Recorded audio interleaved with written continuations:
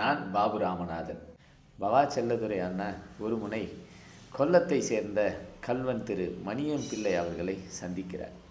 அப்போது அவரிடம் கேட்கிறார், நீங்கள் எவ்வளோ இடத்துல திருடி இருப்பீங்க, ஆனால் இந்த திருட்டில் உங்களால் மறக்கவே முடியாத இல்லை ஒரு நெருடல் ஏற்படுத்திய ஏதாவது ஒரு நிகழ்வு இருக்கா அப்படின்னு கேட்குறார்.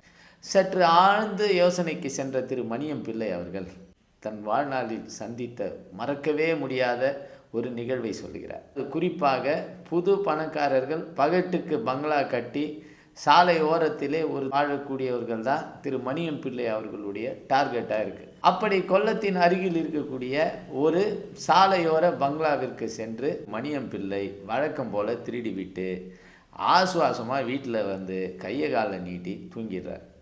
திடீர்னு மறுநாள் காலையில் கதவை சத்தமாக தட்டுகிற ஒரு சத்தம் கேட்குது. ஒரு நேற்று திருட போன வீட்டோட ஓனர், நேற்று என் வீட்டுக்கு வந்து திருடி இருக்க, ஸோ அதை பற்றி பேசணும்.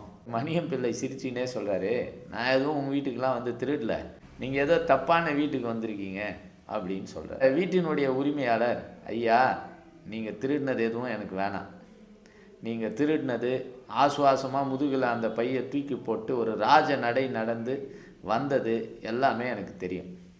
எனக்கு ஒரே ஒரு சந்தேகம்தான். ஒரு உருக்கமாக பேசி கொண்டிருந்த நேரத்தில் இதை வந்து சட்டையே செய்யாத மணியம் பிள்ளை தன் மனைவிகளை, ஏமா ஒரு கட்டன் சாயா போடு, சாப்பிட்டுக்கிட்டே பேசுவோம் அப்படின்னு சொல்கிறார். ஆனால் எதிரில் இருந்த அந்த வீட்டின் உரிமையாளர் கலகத்தோடவே மணியம் பிள்ளை எதிர்க்கில் உக்காண்டிருக்கார். அப்போது மணியம் பிள்ளையிடம் கேட்கிறார், ஐயா நீங்கள் திருடினீங்க, நீங்கள் என்ன எடுத்தீங்கன்னு கூட நான் உங்கள் கையில் கேட்க விருப்பப்படலை.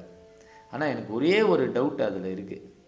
2 சிறுத்தைகள் போல் 2 நாய்களை என் மகன்கள் உறவுகள் எல்லாரையும் விட நம்பிக்கையோடு நான் வளர்த்துருந்தேன். எந்த ஒரு சூழ்நிலையிலையும் அந்த 2 சிப்பாய்களை மீறி என் மீது போர் தொடுக்கவே முடியாதுன்ற நம்பிக்கையோடு நான் இருந்தேன். ஆனால் அந்த நம்பிக்கையில் எனக்கு பெருசாக ஒரு ஏமாற்றம் ஏற்பட்டு விட்டது. என்னால் இதிலிருந்து மீளவே முடியல. அவனுங்களை நீங்கள் எப்படி ஏமாத்தினீங்க, அவனுங்க எப்படி உங்கள் கையில் ஏமாந்தாங்க அப்படின்றத நான் கண்டிப்பாக தெரிஞ்சுக்கணும். எனக்கு இந்த ஏமாற்றத்திலிருந்து வெளியவே வர முடியலை அப்படின்னு சொல்லி அந்த வீட்டின் உரிமையாளர் சொல்கிறார். இந்த எமோஷன் வந்து மணியம் பிள்ளைக்கு அன்றைக்கி கனெக்ட் ஆகலை. அவர் ஒரே நக்கலோட, நான் உன் வீட்டுக்கு 8 மணிக்கெல்லாம் உள்ளே வந்துட்டேன், 8 மணிக்கு நான் வரும்போது உன் வீட்டு கதவு திறந்துருந்தது, நாயெல்லாம் கூண்டுக்குள்ளே இருந்தது, ஒரு பக்காவான இடத்துல செட்டில்டு ஆகிட்டேன், நீங்கள் எல்லாரும் ஆசுவாசமாக சாப்பிட்டு நீங்கள் உங்கள் ரூமுக்கு போய் தூங்கிட்டீங்க. மேலே ஃப்ரிட்ஜை ஓப்பன் பண்ணி பார்த்தேன், அதில் மத்தி மீன் இருந்தது. சாதாரணமான மீனாக இருந்தால் கூட பரவாயில்ல, மீனில் மசாலா தடவி இருந்தது. ஜென்ரலாகவே உண்டக வீட்டுக்கு ரெண்டகம் செய்யக்கூடாதுன்றது நம்ம நாட்டின் பழமொழி. ஆனால் எனக்கு உண்டுட்டு அவன் வீட்டில் ஆட்டையை போட்டு வந்தால் தான் நிம்மதி. ரிலாக்ஸாக சாப்பிட்டு வெளியில் பார்த்தா இவனுங்க 2 பேர் இருந்தானுங்க. பக்கத்துலேயே நீங்கள் எப்பயுமே வழக்கமாக சாப்பாடு வைக்கக்கூடிய தட்டு இருந்தது. அந்த தட்டில் மீனை நல்லா பொரித்து எனக்கு டிஸ்டர்பன்ஸ் இல்லாமல் நான் வெளியே போகணுன்றதுக்காக எப்பயுமே மயக்க மருந்து வச்சுருப்பேன். அந்த மயக்க மருந்தை நல்லா அந்த மீனில் தடவிட்டு கதவுக்கு சந்தில் நான் கேப்பில் தள்ளி வச்சுட்டேன். அது 2ம் நீங்கள் தான் வச்சுருக்கீங்கன்ற நம்பிக்கையில், வழக்கமாக அது சாப்பிட்ற தட்டுன்றதால அது ஒரு நம்பிக்கையின் பால், நீங்கள் தான் உணவு வச்சுருக்கீங்கன்னு அந்த மீனை ரசித்து ருசித்து சாப்பிட்டுச்சு. அதுக்கு தெரியாது அந்த மீனில் நான் மயக்க மருந்து வச்சிருந்தது. சாப்பிட்ட கொஞ்ச நேரத்தில் நான் 2 நாய்களும் மயக்க நிலைக்கு போயிடுச்சு.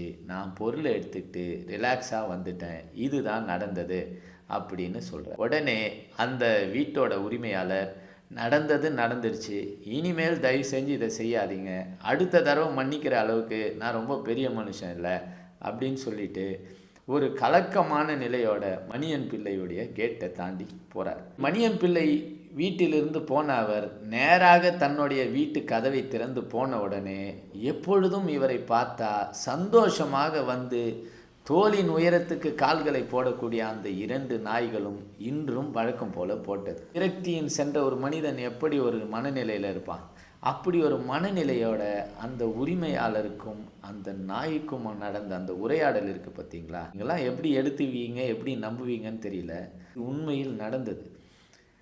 அந்த நாய் 2 கையிலையும் அவர் வந்து சொல்கிறாரு, டேய் பசங்கள்லாம் விட்டு ஃபாரினுக்கு போயிட்டானுங்க, பொண்டாட்டியும் இறந்து போயிட்டா, சொந்தம் யாரையுமே நான் பெருசாக ஒரு மனுஷனாகவே மதிக்கலை.